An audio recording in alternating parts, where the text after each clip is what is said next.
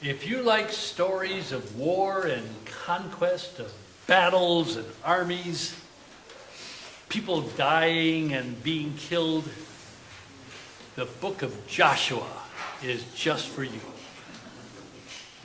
The book begins with the death of Moses just along the Jordan River as the Hebrews are about to enter the Promised Land.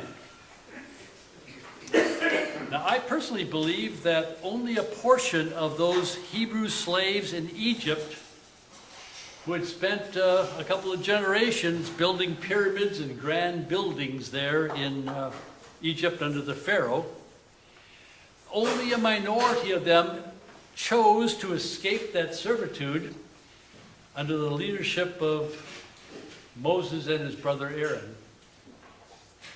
I think the majority of them decided to stay. That they decided that 3 square meals, certain work, and a roof over their heads was a better deal than sneaking out with Moses and those groups into a wilderness journey that had an indistinct ending. If that's true, then the majority of those who stayed in Egypt, those Hebrews, they were absorbed by history, never to be heard from again.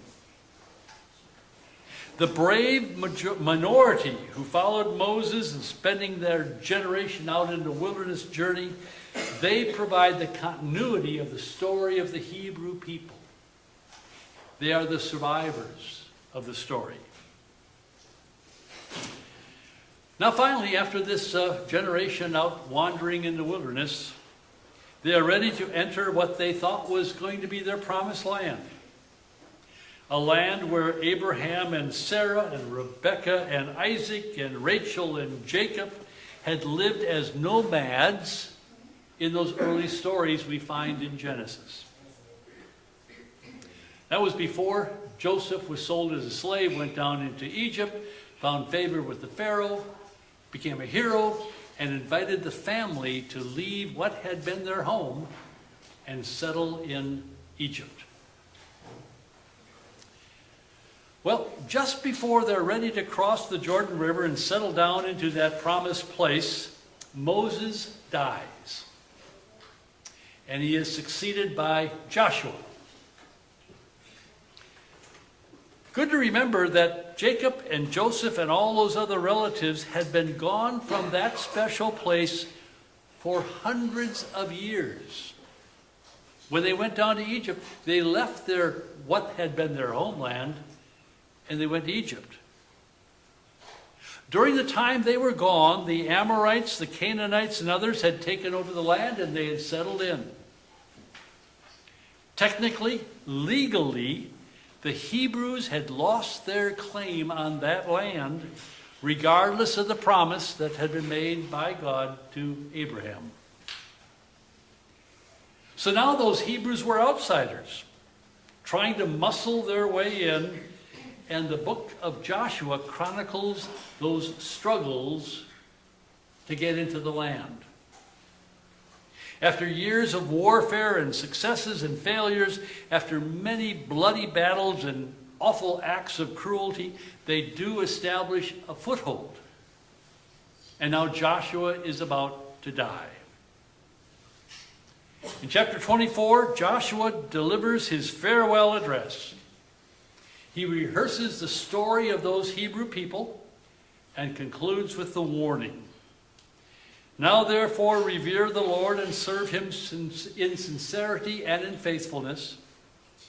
Put away the gods that your ancestors served beyond the river and in Egypt, and serve the Lord.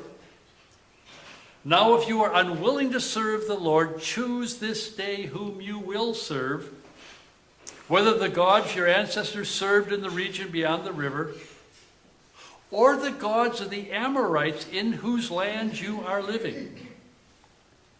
But as for me and my household, we will serve the Lord. This is the crucial life question for each of us, and always has been. What will be the magnetic center of your life? What will it be, that pivot point around which your life will turn? What will be the measuring stick by which you and others will judge and evaluate the time you spend on this good earth? Who will be your heroes? Who will be those that you'll want to admire and want to emulate?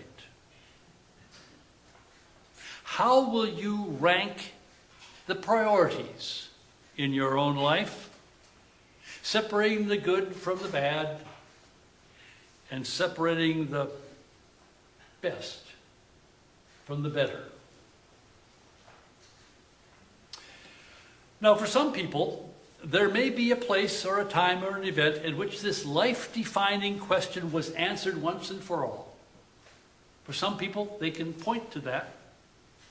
For some Christians, there was such a life-changing time, and from that time on, there was a new and certain direction to their life. And if you were going to press them, when and how did that happen? Some would say it was the day I accepted Jesus. And they might know exactly the day, the time, and the place. Some would say that defining moment was when I hit the bottom, when I hit rock bottom. Others would say it was the time when my life came apart and I didn't know where I was going, and suddenly there seemed to be a way forward. And some might say that was the day, the event. I remember the people. When the pieces of my life finally seemed to be fitting together and I had a new direction.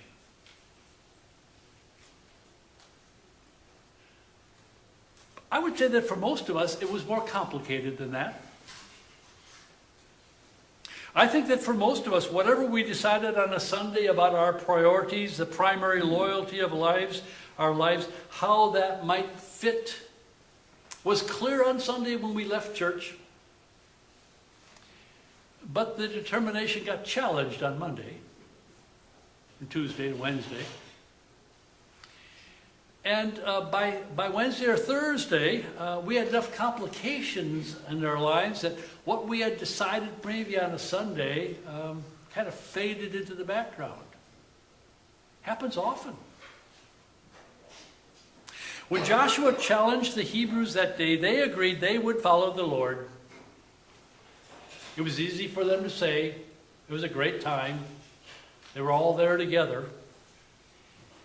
But both the old ways and the new ways can be enticing and seductive if we listen to the cultures in which we are living. Some of the people who said yes to God on that day with Joshua were aware of the Amorite religious fertility practices that the people around them were accustomed to. And that would appeal to a desperate farmer who needed some kind of a good harvest. And so what would be the harm of going to the temple prostitute and spending a night? What would be the harm? Or why take God seriously and all that religious stuff if in fact it's the opposite, that all things are going pretty well in your life without God?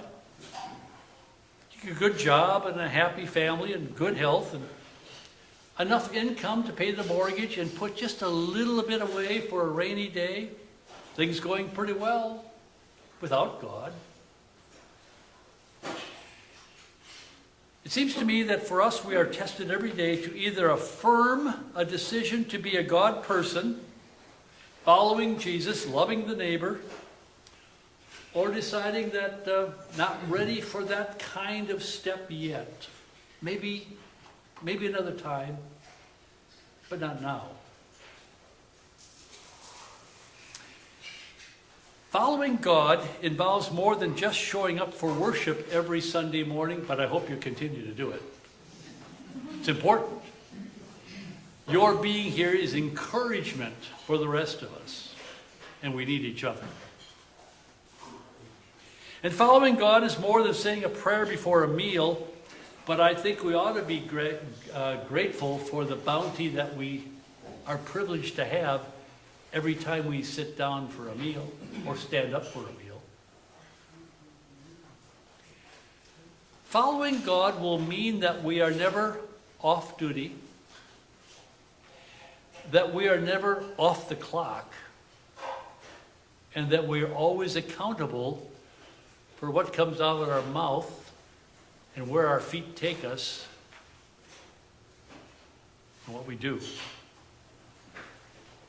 And I hope that you will see that kind of commitment with that kind of on duty all the timeness, not as grim duty, follow God and miss out on the rest of the good things of life, or follow God meaning that you'll be serious all the time, no time for any kind of relief.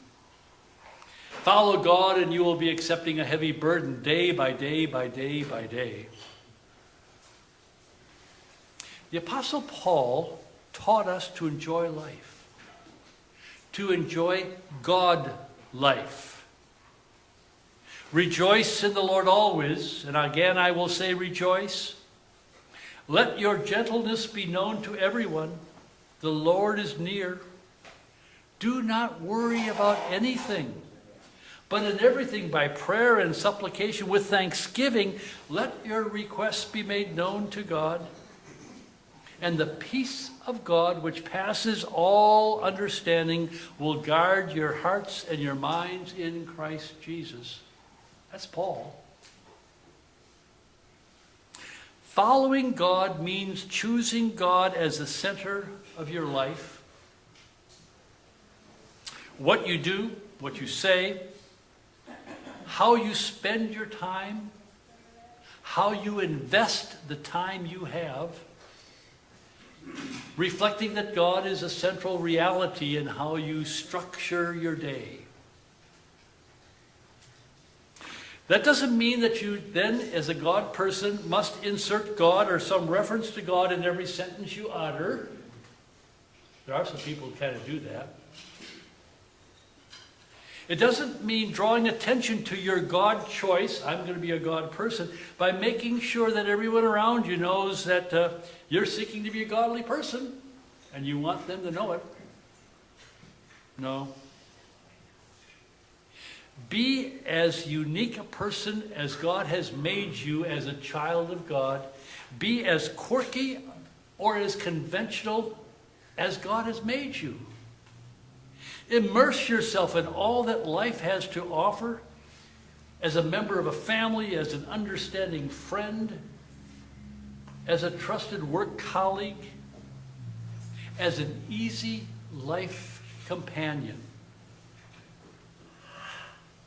Just allow that God choice to ooze out of you in a way that testifies that you treat people well. You reach out to them. You account for them as being worthy. That God is a part of the way in which you answer the challenges of your life, how you view the world with all of its complexities and diversity. You're there. And there's a center to your life. Your life will be no less complicated than anyone else's if you do so. You still will be tested, count on that.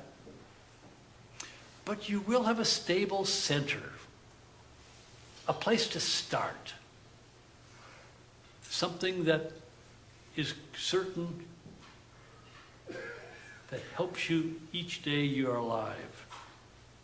You have the quiet assurance that come what may, all things are coming together for you, that you're part of God's providence. God's providence means God's providing for the world in which you live and even for you.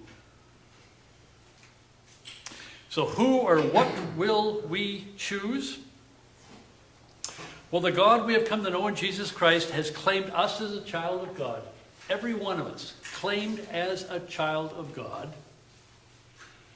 And I think it would make sense for us to claim this accepting, loving God to be our life choice too. To claim the God who claims us. That's what made sense to Joshua, and I hope that's what makes sense for us as well. Amen. Amen.